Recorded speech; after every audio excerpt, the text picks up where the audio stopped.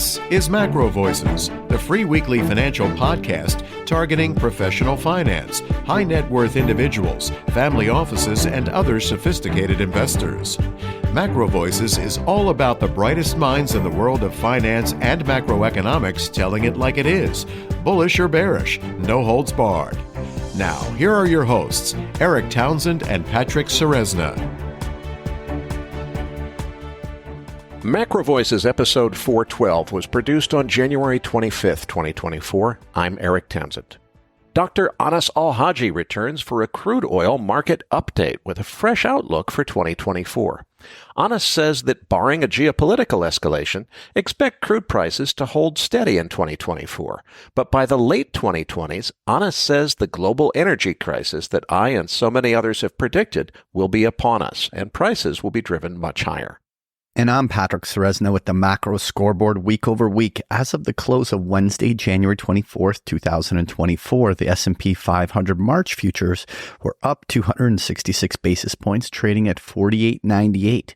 A strong bullish impulse now pressing towards the 5,000 level. We'll take a closer look at that chart and the key technical levels to watch in our post-game segment. The U.S. dollar index down 12 basis points to 103.25. The March WTI crude oil contract up 349 basis points, trading at 75.09, trying to break out of the 4-month bearish decline. We'll take a look at that chart in the postgame, and Eric will have the EIA inventory data. The March RBOB gasoline up 370 basis points to 224. The February gold contract up 50 basis points to 2016. Copper up 429 basis points to 389. A bullish breakout after positive news from China. The uranium down 175 basis points, trading at 103.90. Uranium is stalling out after its huge advance last week. The U.S. 10-year Treasury yield up 8 basis points, closing at 418. And the key news to watch this week is the PCE price index. And next week we have a number of Mag 7 earnings, the FOMC meeting, the ISM manufacturing PMI, and the U.S. jobs numbers. Now, this week's feature interview guest is Dr. Anas Alhajji. Now, Eric, why did we invite Anas back on the show this week?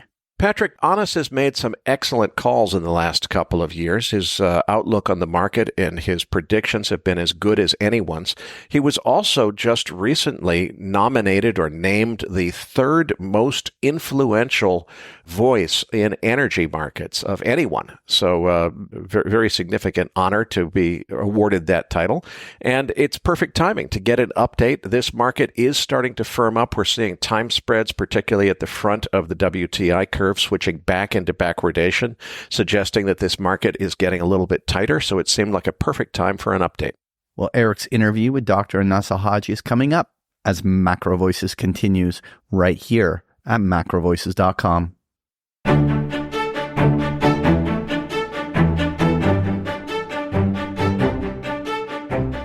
And now, with this week's special guest, here's your host, Eric Townsend. Joining me now is Dr. Anas Alhajji, Managing Partner of Energy Outlook Advisors, former Chief Economist for Natural Gas Partners, and now recently named the number 3 most influential social media influencer on the topic of oil and energy markets, outstripping Dan Yergin and a number of other notable people considerably. So congratulations on the new title, sir. Thank you. I don't know whether this is true or not, but thank you. Well, I don't know how they came up with it, but I was certainly proud for you the day that I saw that. And hey, we discovered you on MacroVoices, so everybody just remember where you found the good doctor from. Well, it's great to have you back on MacroVoices. I want to dive right in because the world has changed considerably since the last time that we talked. You just did an excellent Spaces last week. Our listeners got that in last week's Research Roundup email. So if you haven't listened to that, folks, be sure to. Why don't we start with a quick update on what's going on with the Yemen war and how it has changed the face of the oil market, and then tie that in to what you told us last year as we were coming to the end of 2023. How does the forecast look into 2024 now with everything that's changed in the world? First, we have to make an introduction because this introduction is important to understand what's going on in the Red Sea. Since the Russian invasion of Ukraine, the hottest area in the world became the Red Sea. Literally, the Red Sea became the hottest area. Think about it this way. All of a sudden, now Europe is not importing Russian oil, and Russian oil has to go to Asia, and it has to go through the Suez Canal, Red Sea, and Bab el-Mandeb, which is the strait on the other side of the Suez Canal. So Russian ships, or the Russian oil that's going through the Red Sea, jumped from an average of about 250,000 barrels a day to 1.7 million barrels a day. So you have many tankers passing the Red Sea than before. But at the same time, now Europe does not have enough oil. So the Gulf states, that Saudi Arabia and UAE, Iraq and Kuwait, etc., now they need to send oil to Europe instead of Russia. So we have more oil going north than before. So all of a sudden now we have more tankers going after the invasion of Ukraine than ever, and a very large number of tankers. At the same time, Europe now is short on gas. So Qatar has to send LNG tankers to Europe. So we have more traffic. At the same time, we have this massive growth in US LNG, and that LNG will go to Asia. It was going through the Suez Canal, the Red Sea, going to Asia, especially after the problems with the Panama Canal because of the drought. So we have more ships, more oil, more gas from the United States going through the Red Sea. At the same time, we have the normal traffic going through the Red Sea. So all of a sudden, this area became the hottest.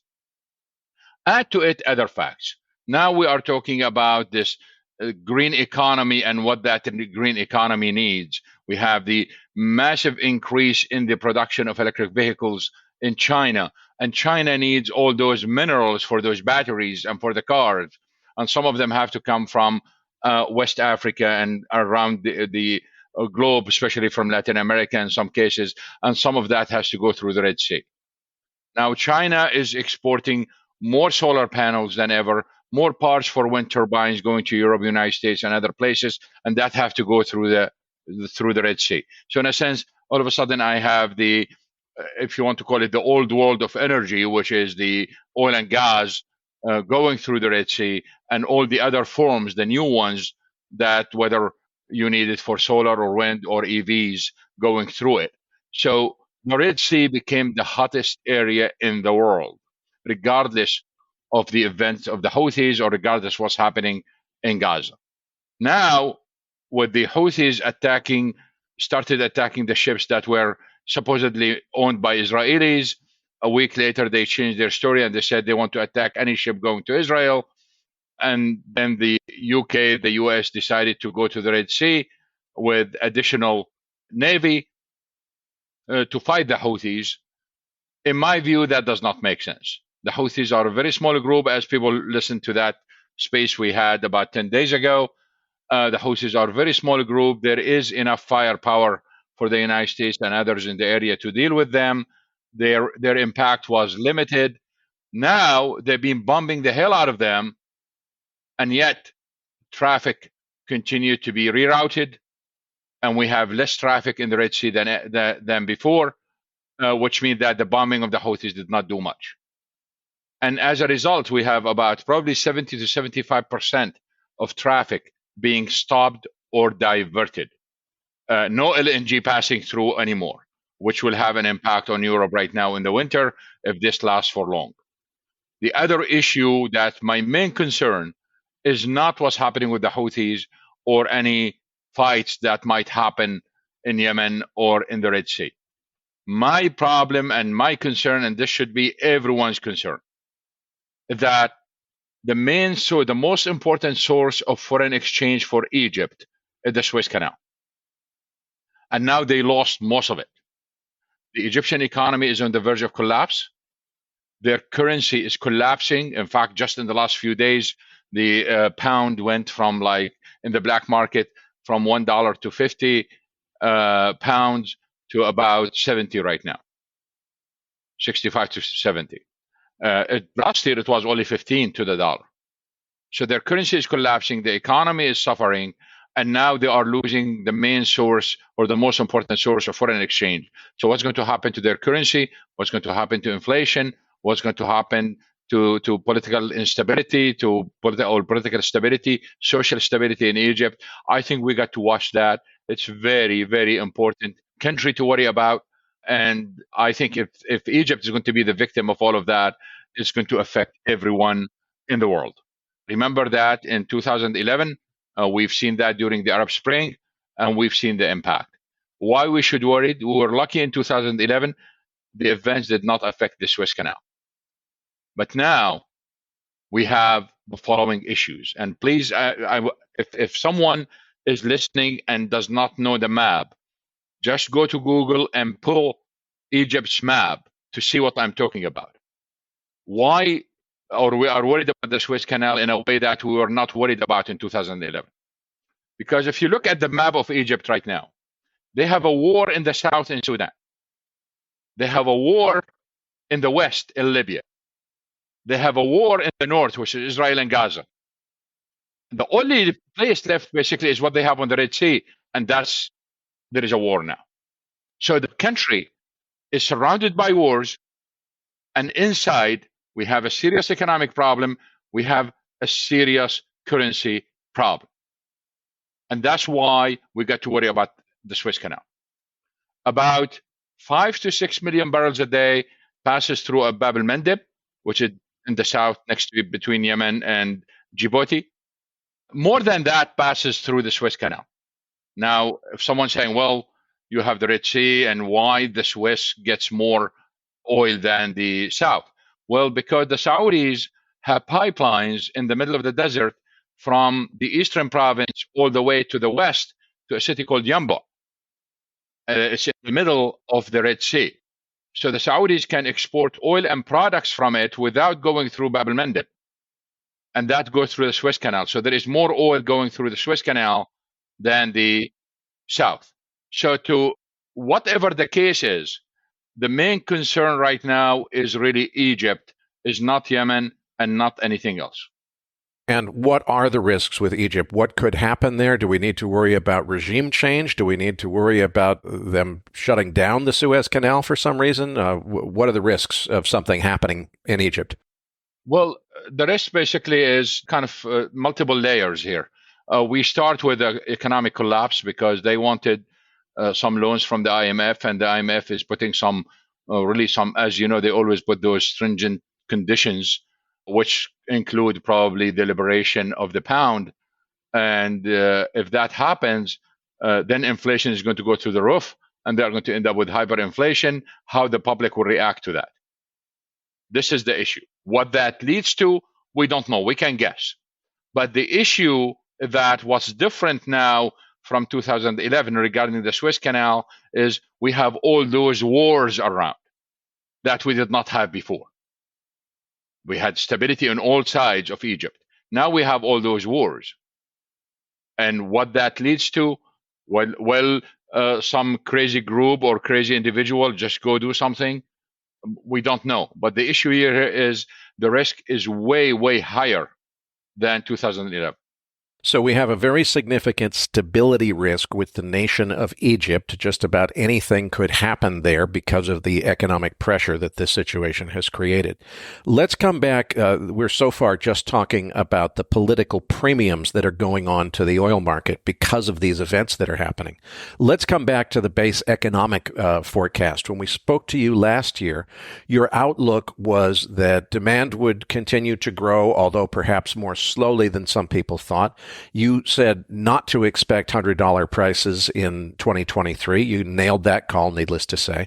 At that time, when we spoke to you last, I think you were still looking for $100 plus prices in 2024, but I believe you revised that lower subsequently in the year. So give us an update on where you stand now with respect to your economic forecast, and then how does that marry into the geopolitical premium that's on top of it?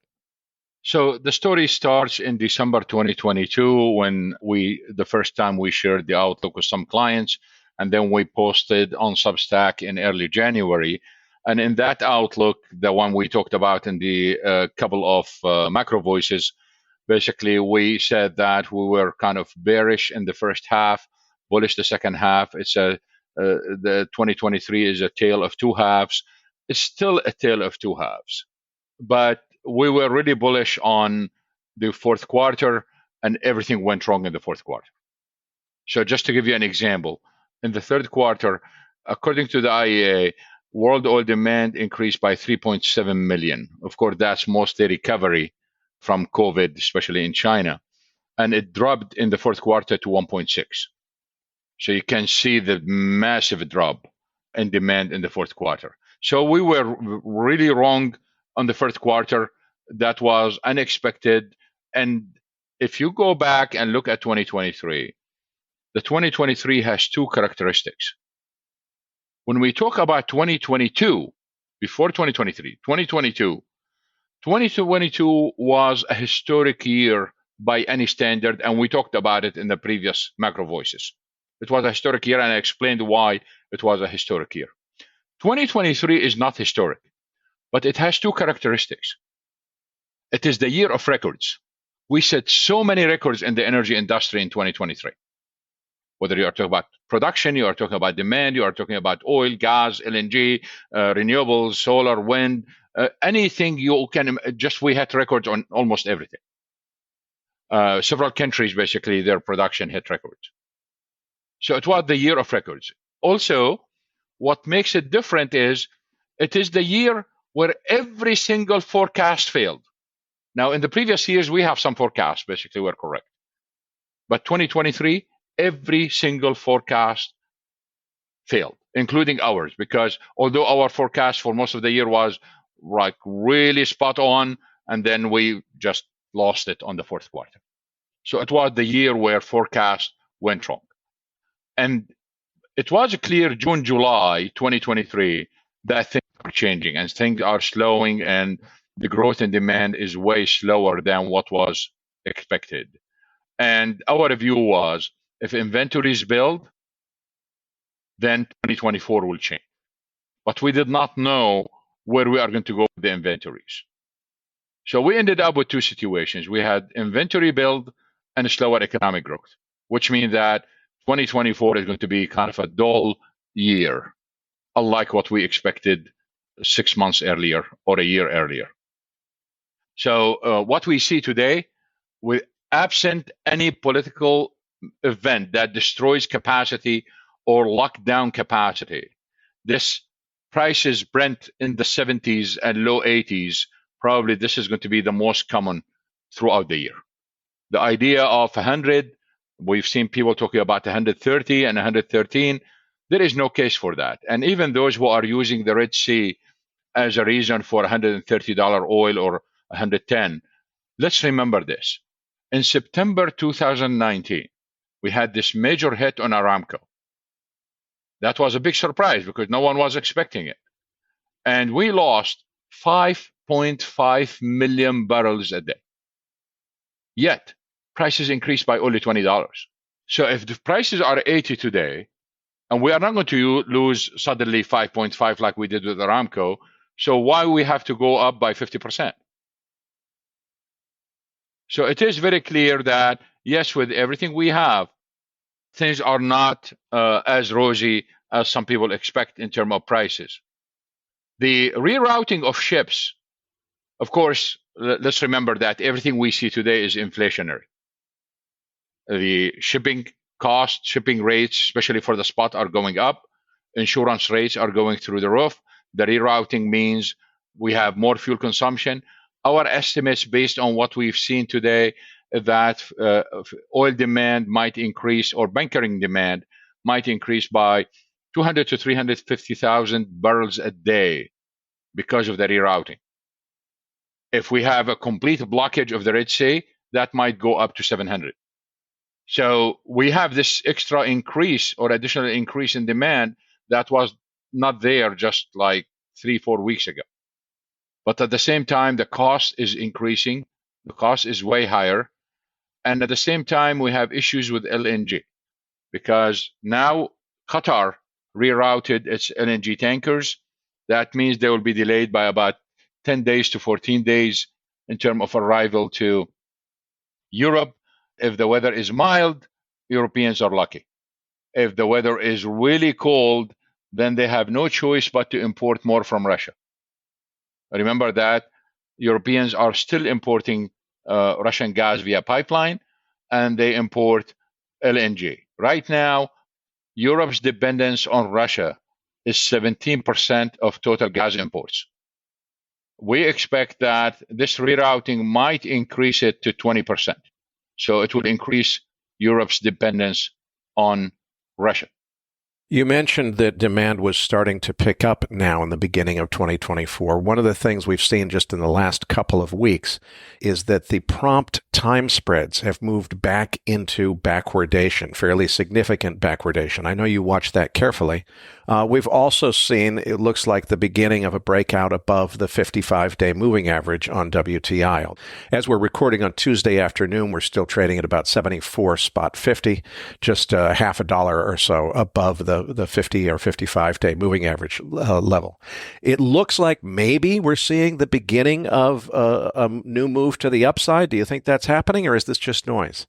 It is very hard for me right now to see that. I think there is an impact. We have a political premium. I mean, that's very clear. But we have the impact of OPEC plus voluntary cuts. That's very clear too. But I want to mix between this one and the previous segment because I want to say something here that's important. Historically speaking, we have the VLCC tankers coming out of Saudi Arabia. They go to the Suez Canal. Before the Suez Canal, they stop on one of the lakes in a port called Ain al-Sukhna. There is a reason why they stop there, because those tankers are carrying 2.1 million barrels, and they cannot go through the Suez Canal because they are too heavy. So when they go to the Suez Canal, the ship becomes very wide, and that's not good. So what they do is there is a pipeline called Sumit pipeline from Ain al-Sukhna, that's south of the Suez Canal. And there is a pipeline that goes northwest to a small town called Sidi Khair. It's a port on the Mediterranean. So those tankers empty some of what they carry into the pipeline, and they pump it up to Sidi Khair. Now the ship can float higher, and it can pass the Suez Canal, and then it goes left. Either it goes back to Sidi Khair and take the equivalent amount that it offloaded, or it can go on its own like this, and other small ships or small tankers can take the oil from Sidi Khair to other countries in Europe. That's why we always have VLCC, Saudi VLCC, or others from the Gulf in Ain al-Sukhna, always, because they empty there and then they go through the Suez Canal. As of yesterday, according to Kepler, zero. There is none. And inventories in Sidi Khair are declining. This is a very bullish signal if you want to focus on it. That's bullish because you don't have enough tankers coming like we've seen before, which means that either the Saudis are cutting like they promised, or there are more problems in the Red Sea, and that's why we don't see any tankers there. Aside from that, on the demand side, still the growth is not that strong. So we still have demand issues to deal with. Here I want to dispel a myth, and that's very common in the media and among some analysts, because this is a very important point to mention. People say that there was a surprise on the production side in 2023, and there is a surprise now in 2024, and therefore OPEC has to cut production, or OPEC plus. That's complete nonsense.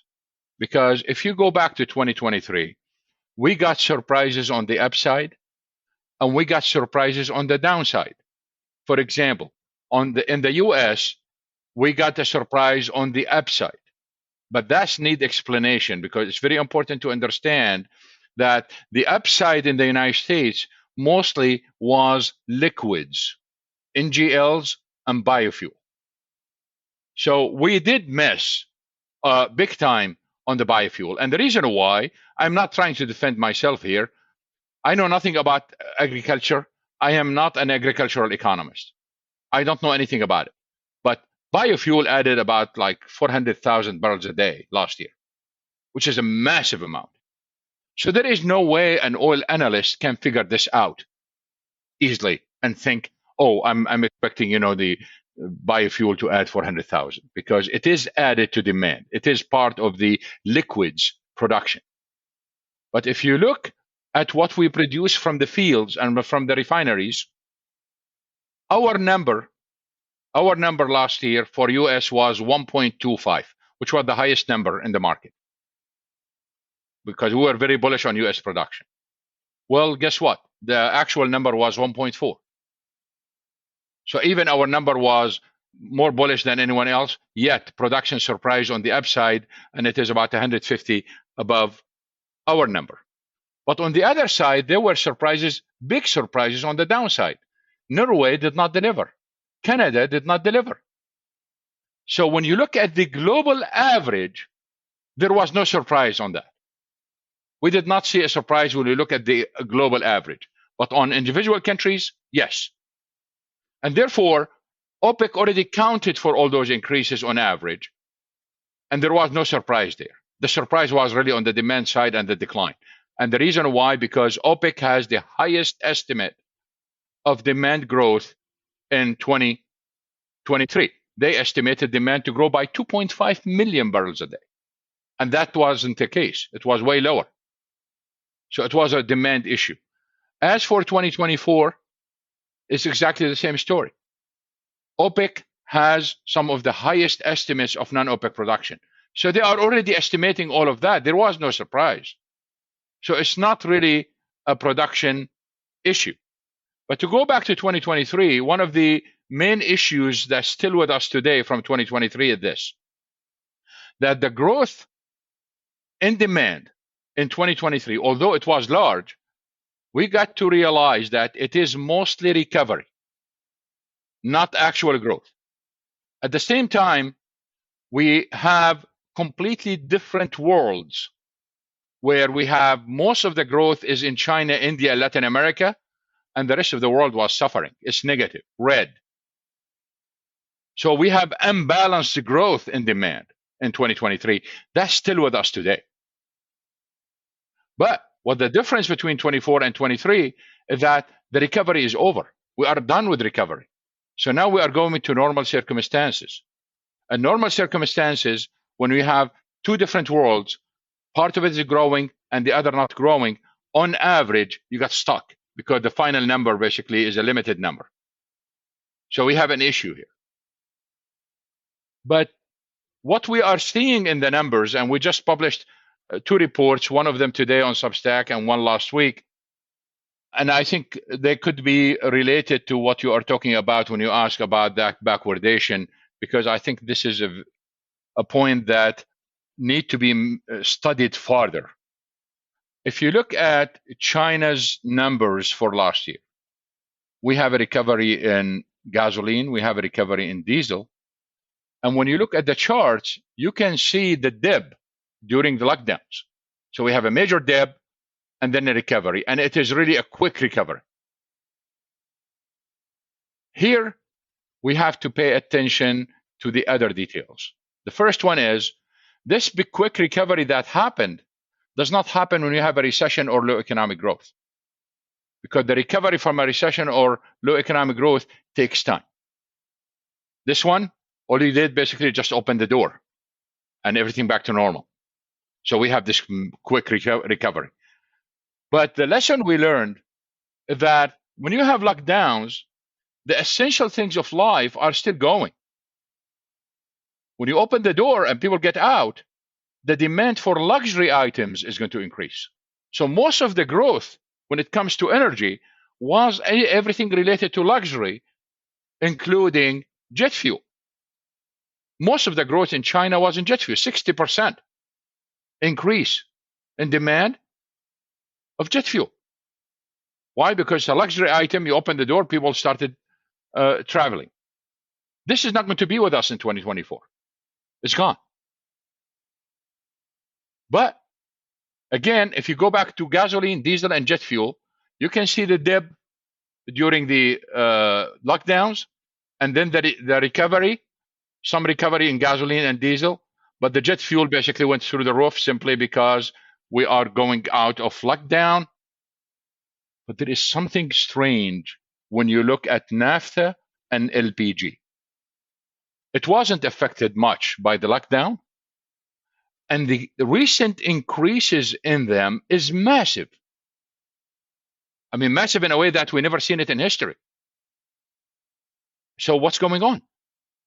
At the same time we are watching these numbers, Aramco goes to China and sign a massive multi-billion-dollar deal on petrochemical plants. What Aramco sees in China in petrochemicals that the rest of the world is not seeing? And why this massive growth in naphtha and LPG? Because of petrochemicals. So what happened until we see this massive growth? Well, our suspicion is that the only change we've seen in China is the massive increase in producing electric vehicles. What that means? In 2023, 9.5 million electric vehicles are sold in China. 9.5 million electric vehicles are sold in China in 2023. That's not related to anything. The production, of course, is higher, and they exported a lot to various countries. There's 9.5 million barrels a day.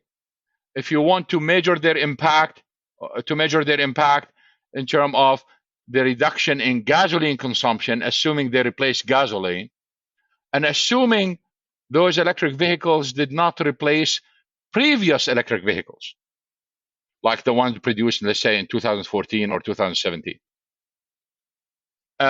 In this case, they replaced 270,000 barrels a day of oil or gasoline. 270,000 barrels a day of gasoline. That's the replacement of 9.5. But this is only for fuel.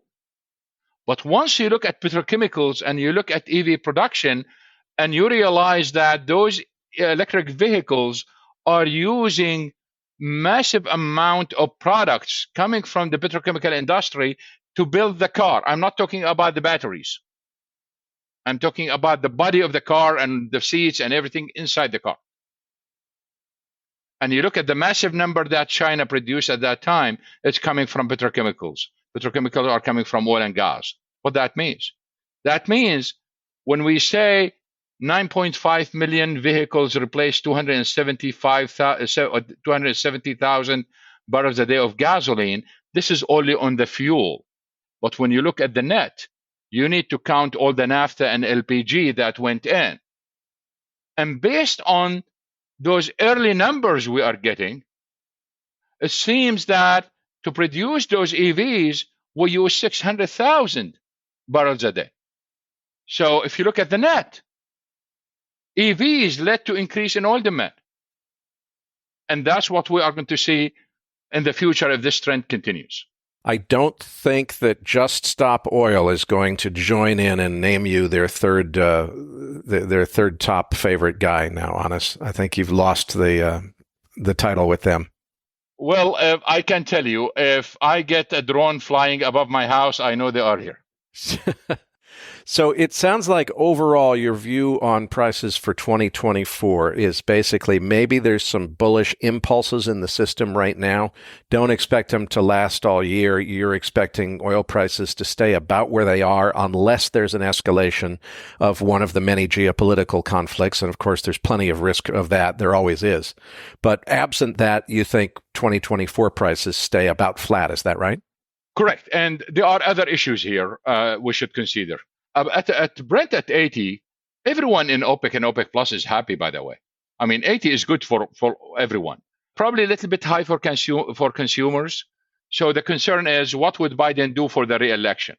Will he withdraw oil from the SPR, for example, to lower gasoline prices, et cetera, et cetera? So that's another risk we have to look at. The related issue to this is kind of because OPEC is going to meet twice this year, OPEC Plus. We will see their actions. What we got to pay attention to is really this synergy between Saudi Arabia and Russia. This is a very important relationship to watch. The Russians do not want higher oil prices, period. Forget about the war. Forget about anything else. Putin realizes U.S. LNG basically is what's killing him in Europe. He realizes that whatever the U.S. is doing right now, because the shale revolution enabled the Biden administration to do whatever it's doing, because we can export all that oil to the rest of the world. We can export LNG to dependence of Europe on the U.S. is about 21% right now. It was zero just before the invasion. So he realizes that he lost because of the LNG. Now, where this LNG is coming from natural gas, and some of that natural gas, or most of it, is associated gas coming from shale, from oil plays. So when oil prices are high, those plays produce more gas. And because producers make most of their money from oil at $100 oil or 90 or whatever price you want to, they really don't care about the price of gas. And they can sell that gas. Of course, when I talk about gas here, I'm talking about natural gas, not gasoline. As you know, natural gas is being sold at negative prices in many cases because producers did not care. They made their money on oil. And those wells in West Texas, they bring massive amount of natural gas. So Putin realizes that he should keep prices low so he can curb U.S. gas production. As long as he can curb U.S. gas production, then all those new LNG plants are not going to be built because there is no reason for them. So this dynamic between Saudi Arabia and Russia, the Saudis want prices above 90. Putin want them around 65. So the question, I'm just making this up. I have no support for this point.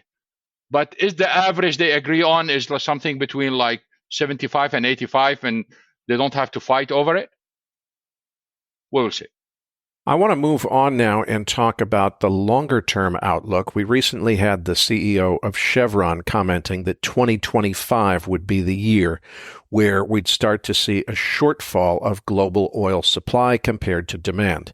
There's a chart that JP Morgan has that shows around 2025, 26 in there somewhere that supply and demand start to diverge, basically because ESG has finally caught up with the market, that we had a number of years of lesser investment in the market, and people have anticipated that by the end of the 2020s, there would be a massive deficit, insufficient amounts of oil to meet demand.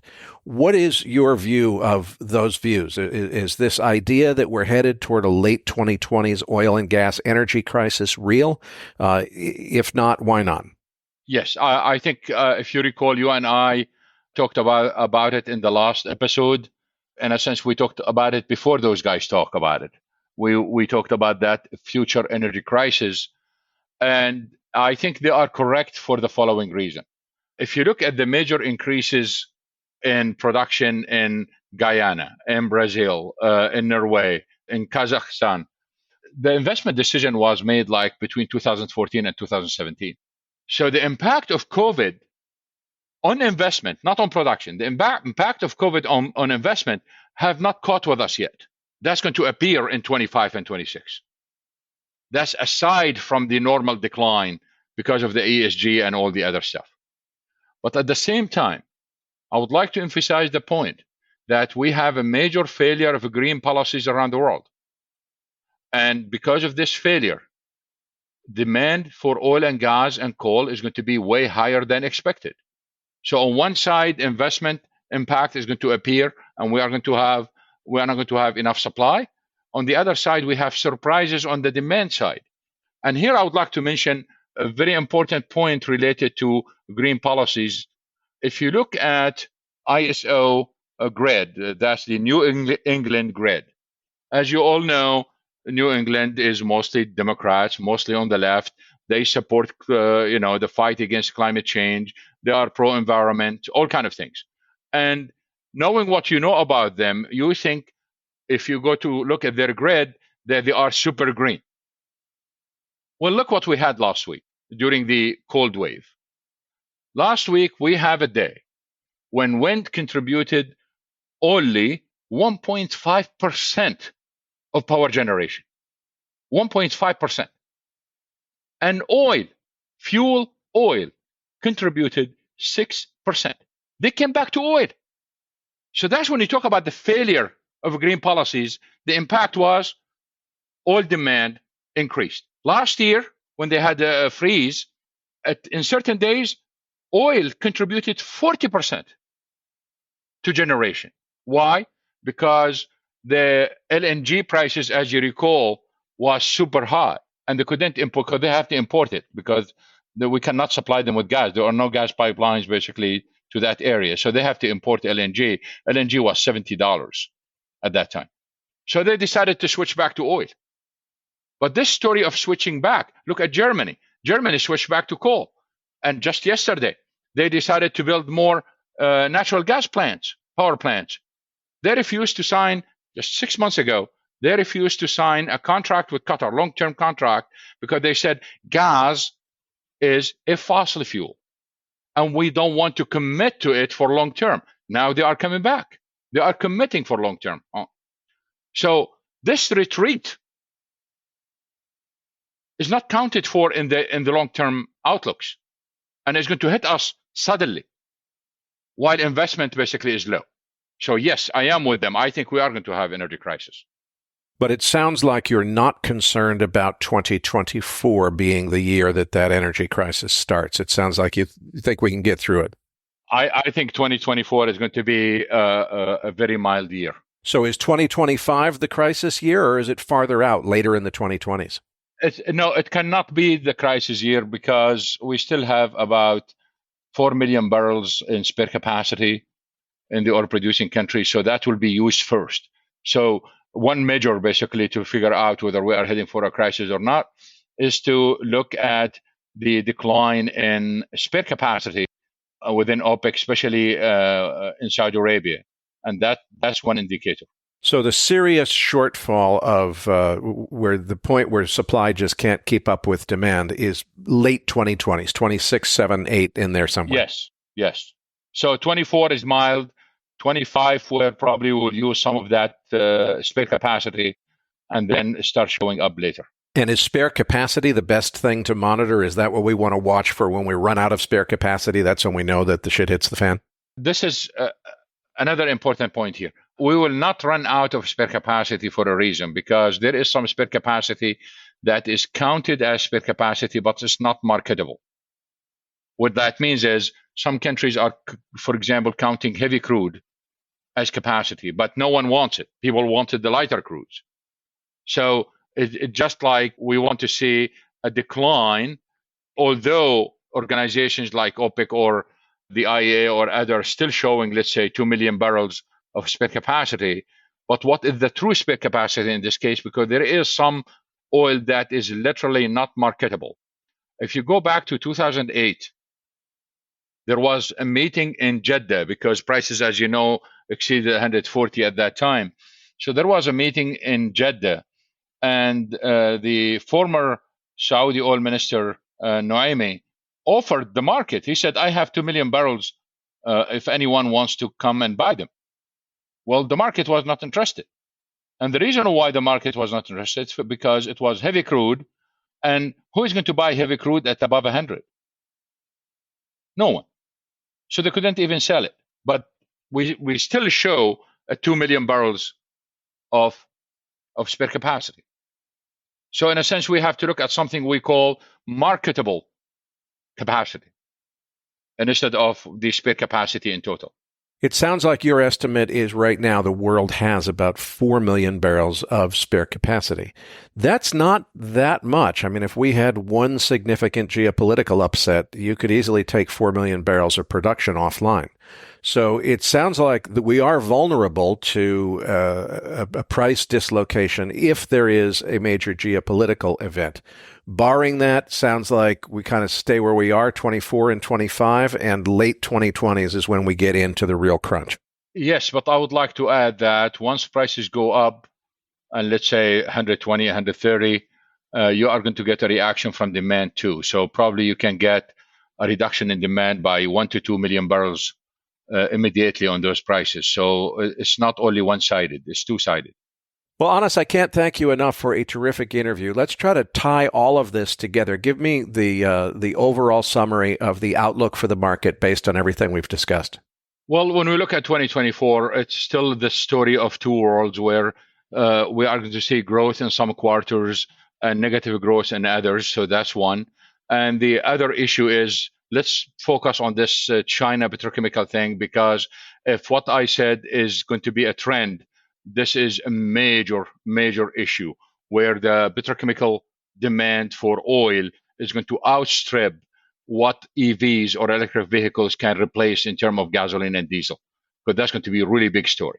You know, this is something I've often wondered about. Has anybody ever done a study and said, look, just set all of this climate fanaticism about how we're going to completely eliminate fossil fuels forever? Just set that aside. Let the grown-ups into the room for a minute and say, okay, look, we know that we're going to need fossil fuels. We're going to need petroleum to make asphalt to pave roads with and petrochemicals to make plastics with. So there's got to be some minimum amount of petroleum that the world is going to have to continue to consume in order to have asphalt for roads, and that's not an easy thing to replace, by the way, and petrochemicals to make plastics, which is absolutely essential. Has anybody done the analysis to say, okay, if you're going to need that much petroleum in order to get whatever the global demand is for asphalt, well, if you're going to have to refine enough petroleum to meet the world's plastic and asphalt needs, how much fuel oil, how much middle distillates do you end up having to produce, having to refine in order to get to just the minimum that the world needs on asphalt? Has anybody ever figured that out and told the climate guys about it? I haven't done this, but I have a kind of a percentage in my head. If everything goes well for electric vehicles and they are able seriously to reduce oil demand significantly, the minimum we need from the current production, we are producing about 100 our demand is about 103 of liquids. We need about 80% of that. So we can get rid of 20% or 23%, something like this. But below that, we cannot go because of all the other issues. But again, this is, I'm not talking about an academic study here. Well, Anas, I can't thank you enough for a terrific interview. Before I let you go, though, please tell our listeners a little bit more about what you do at Energy Outlook Advisors. You're also a very well-respected keynote speaker. I know your schedule's filled up quite a bit recently with having been named the third most influential speaker and commentator on energy markets. Please tell people where they can find your Substack blog and how they can get in touch with you if they're interested in having you speak at their event. They can Google my name, Anas Alhajji, or go to my Twitter account, Anas Alhajji, Anas Alhajji, which is my name. And they can get all the information there. They are in the bio. For those who are interested in speaking engagement, they can reach me through their website or through Twitter. And for the Substack, we do have two types of Substack. We have the Daily Energy Report, which is issued daily. And then we have the newsletter. The newsletter basically is more in-depth and intended mostly for companies and financial institutions and others. Patrick Seresnik, Nick Galarnik, and I will be back as MacroVoices continues right here at MacroVoices.com.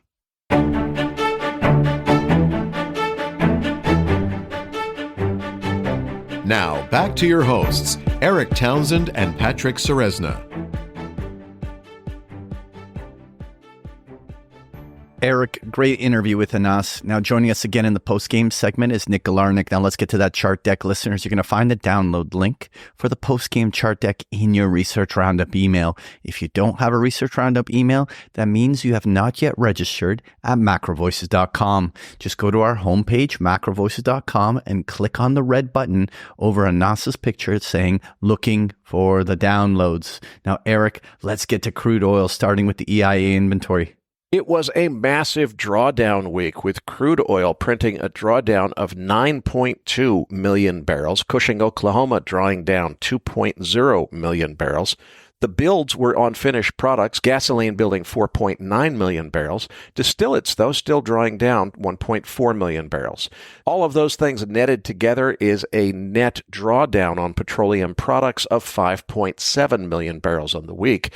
U.S. production was down a full million barrels a day to 12.3 million, not 13.3, but 12.3 million barrels.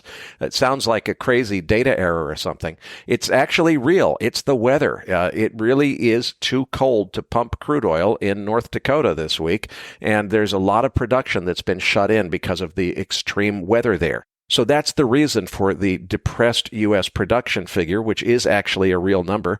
Obviously, that weather anomaly is temporary. The question is, how temporary or untemporary is the recovery? Do we bang right back up to 13.3 million barrels next week as that production comes back online?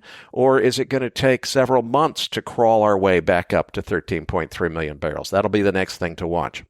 Time spreads are looking very strong, especially at the front of the curve. The prompt spread, the very first month, has flipped decisively back into backwardation, which is a signal that the market is tightening, and it's oftentimes a prediction that flat prices will be moving higher in coming days and weeks. So let's keep an eye on this market for it maybe to move higher. We're starting to see that strength. We're also nicely above the 50-day moving average, and we're just coming up on the 200-day moving average at 75.42 on the contract chart. If we can get above that, it's another important technical analysis hurdle to get above. Much of the strength that we're seeing, though, is coming from weather disruptions and other events that are not really long-term. Certainly, the Red Sea situation has added a lot of political risk premium to this, but these things will eventually pass. So I don't think there's anything that's really in the system to take us to $100 crude oil prices. But again, the geopolitical situation is very much in a state of flux. Anything could happen there. And if we had a major escalation, it could change things quite dramatically. Eric, while Anas had a great analysis of oil that it more or less is going to be far more range-bound and contained in its trend this year, I still think that there's plenty of potential for us to go back to last year's highs and then bounce around in that trade range. So we could still have a breakout here that sees even a $10 advance in crude oil before it probably comes right back into the range. The key here is that the pattern of lower highs and lower lows that was so dominant since September has really stalled. And the price action has been very distinct, which is that almost every single time we had one of these 1 or 2 day sell-offs of $2, $3, it was immediately accumulated and brought to the top of the range, and we're now trading above the 50-day moving average. We're seeing a basing formation that leaves lots of room for at least an oil advance into the mid-80s, and so we'll be looking here whether or not this continuation pattern continues. All right, let's move on to the equities. I want to get Nick involved in this conversation. Now, Nick, the S&P 500, a big explosive rally in this post-OPEX cycle here. We're near the 4,900 level. What are you watching? Yeah, Patrick. So spot price right now in SPX is approximately 48.65. We have a call wall above at 4,900 and a put wall below at 4,800, which was previously the all-time high. The implied move for the February 16th monthly OPEX is plus minus 110 points. Therefore, the upper implied move is 49.75, just shy of that key 5,000 level, which everyone's talking about. And the lower implied move is 47.55. Key resistance above is at 4,900 and key support below is at 4,800. Now, as I mentioned last week, I thought we'd hit all-time highs, which we did. We pushed past them well beyond and pushed toward 4,900. I do see a pause in the markets here, followed by a decline into the February OPEX. But again, that's contingent upon two things. One is FOMC next week. And the second thing is earnings season, which has thus far kicked off with Tesla missing earnings so far, as well as Netflix beating earnings. What are your thoughts here? Well, Nick, for me, the breadth of the market continues to deteriorate. When you look at the Russell, the way it gave back the initial gains, the way the equal weight S&P 500 index didn't make higher highs, this is a market that is relying more and more on the leadership stocks, the Mag 7s, to keep this trend going. Otherwise, we would need some sort of key sector rotation and a new leadership emerging.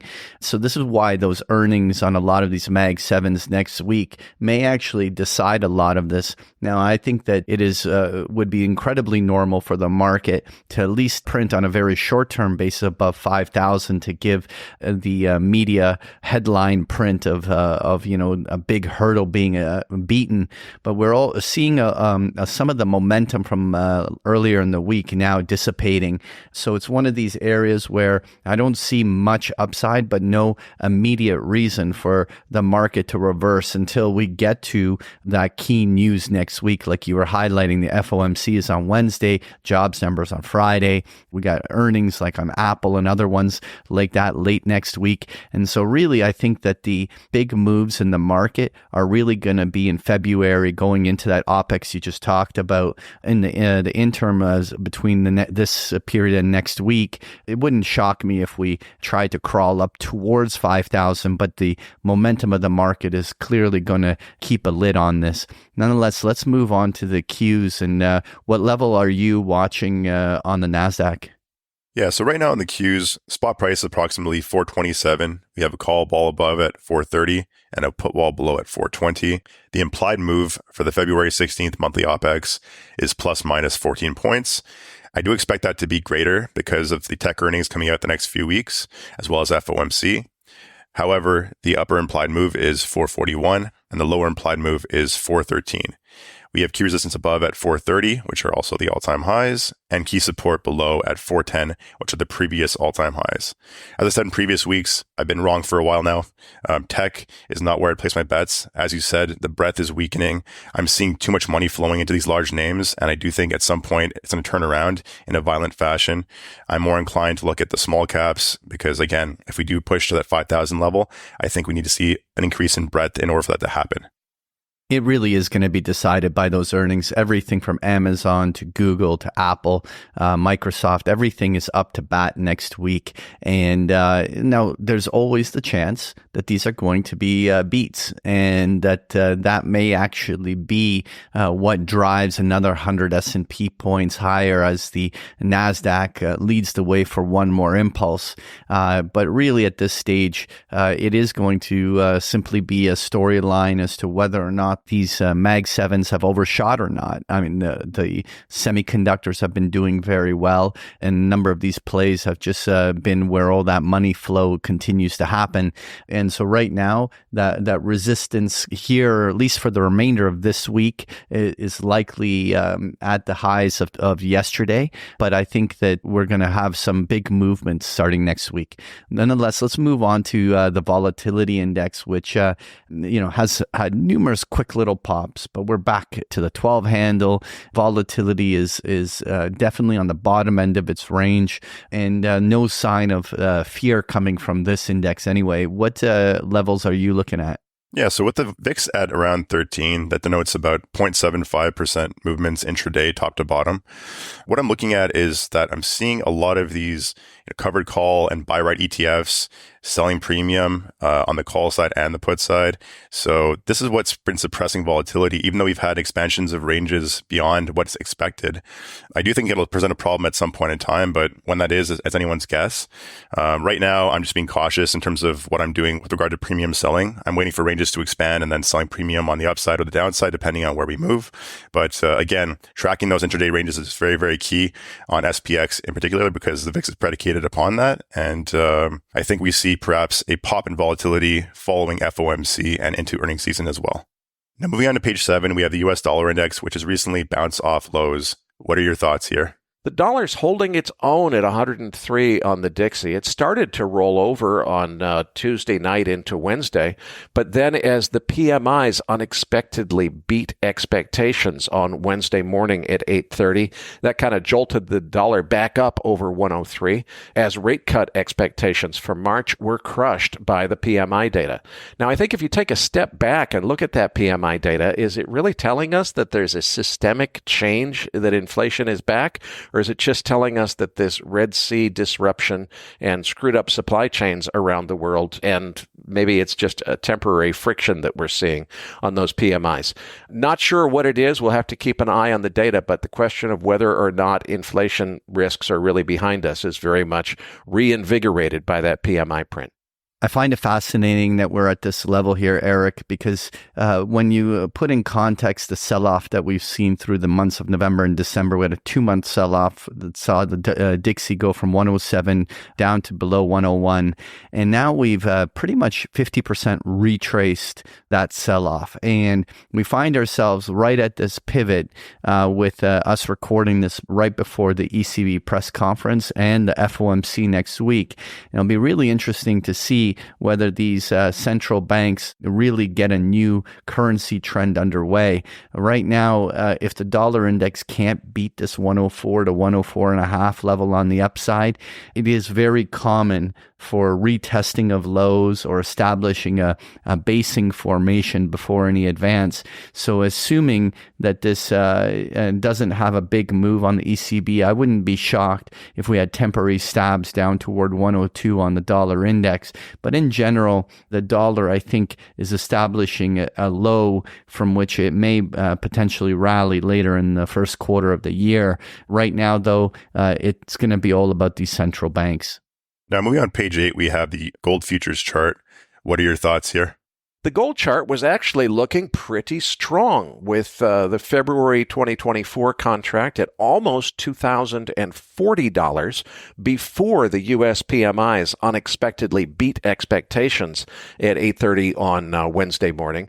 That caused rate cut expectations for March to collapse, and that caused crude oil to collapse $25 lower in almost as many minutes. We're getting closer and closer to that 1985 level. Below that level, you'd have to say that we have a new pattern of lower swing lows on the gold chart. We haven't gotten that yet, but we would be seeing a pattern of lower lows if we got to 1985 or lower. I'm still hopeful that we're going to hold above 2,000. We'll get about a $20 boost, or the illusion of a boost, from the contract roll when we roll from the February to the April contract.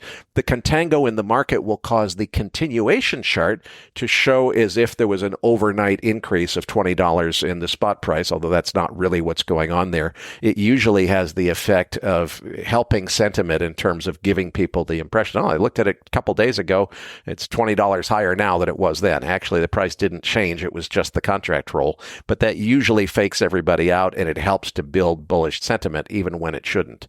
At least I hope that's what's going to happen. If we get an actual sustained move on the continuation chart below 1983, that's the 100-day moving average, you really have to start to wonder what comes next after that. In this ascending triangle pattern that we're in, you can get back down to 1900 before you violate that lower trend line. So I think there will be a move to higher gold prices before year end for sure, but markets love to shake out the weak hands before they deliver that ultimate move higher, and a washout down to the 100-day moving average at 1983 or even a move below that is not all that difficult to imagine from here. Well, when I'm looking at this gold chart, we're still a stone throw away from all-time high, and it is a very, very bullish chart. We are clearly, though, have started a consolidation of some sort. The bigger question, is this a short-term consolidation the way we saw in February going into early March at the start of last year that explosively started another key leg higher? Or is it going to be a prolonged trade range that we saw in the summer of last year? One way or another, I think that it will resolve itself bullishly on gold, but it's really going to be about how, kind of sizing up where and how long the sideways consolidation plays out before the setup for the big gold breakout. Now on page 9 here, we have the uranium chart, which Eric's been discussing for a couple of weeks now. It's been on a pretty crazy run. Eric, what are your thoughts here? As I mentioned last week, the big breakout above $100 on the spot uranium chart left a lot of gaps on various uranium mining charts, and I've been buying those gap fills all week. The slow stochastics on several of those charts suggest that this correction may still have farther to go to the downside, even beyond those gap fills, but I definitely see this as a buy-the-dip opportunity in uranium miners. Maybe we still have a little bit more to go before the correction is over, but one way or another, buy the dip.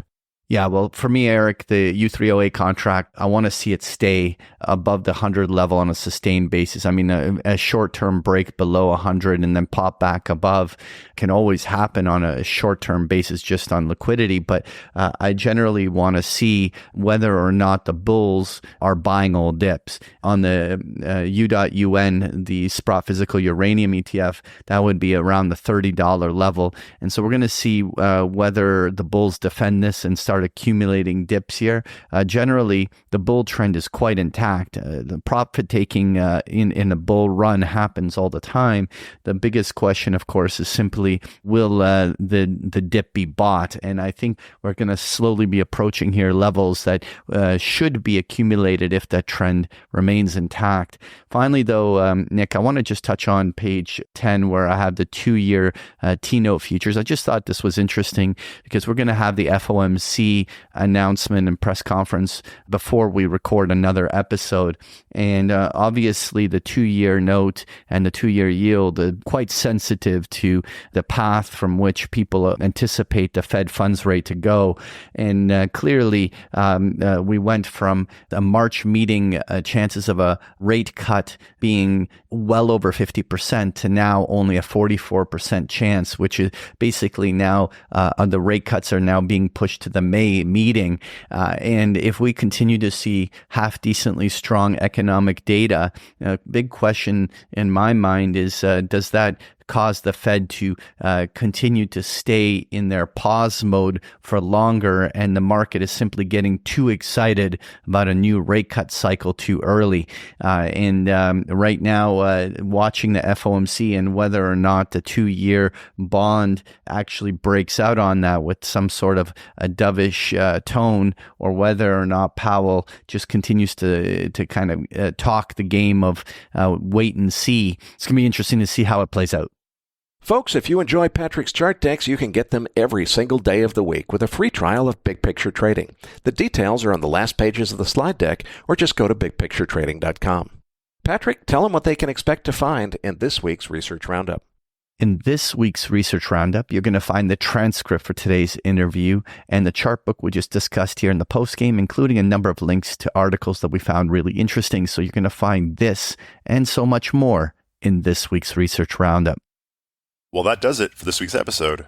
We appreciate all the feedback and support we get from our listeners and are always looking for suggestions on how we can make this program even better. For those of our listeners that write or blog about the markets and would like to share that content with our listeners, send us an email at researchroundup@macrovoices.com and we will consider it for our weekly distributions. If you have not already, follow our main Twitter account @MacroVoices for all the most recent updates and releases. You can also follow Eric on Twitter @EricSTownsend. That is Eric spelled with a K. And follow Patrick @PatrickSeresna.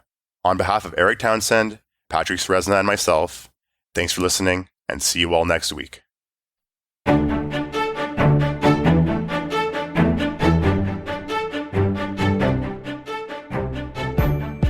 That concludes this edition of MacroVoices. Be sure to tune in each week to hear feature interviews with the brightest minds in finance and macroeconomics. MacroVoices is made possible by sponsorship from BigPictureTrading.com, the Internet's premier source of online education for traders. Please visit BigPictureTrading.com for more information. Please register your free account at MacroVoices.com. Once registered, you'll receive our free weekly Research Roundup email containing links to supporting documents from our featured guests and the very best free financial content our volunteer research team could find on the internet each week. You'll also gain access to our free listener discussion forums and research library. And the more registered users we have, the more we'll be able to recruit high-profile feature interview guests for future programs. So please register your free account today at MacroVoices.com if you haven't already. You can subscribe to MacroVoices on iTunes to have MacroVoices automatically delivered to your mobile device each week, free of charge. You can email questions for the program to mailbag@macrovoices.com, and we'll answer your questions on the air from time to time in our mailbag segment. MacroVoices is presented for informational and entertainment purposes only. The information presented on MacroVoices should not be construed as investment advice. Always consult a licensed investment professional before making investment decisions. The views and opinions expressed on MacroVoices are those of the participants and do not necessarily reflect those of the show's hosts or sponsors. MacroVoices, its producers, sponsors, and hosts Eric Townsend and Patrick Ceresna shall not be liable for losses resulting from investment decisions based on information or viewpoints presented on MacroVoices. MacroVoices is made possible by sponsorship from BigPictureTrading.com and by funding from Fourth Turning Capital Management, LLC. For more information, visit MacroVoices.com.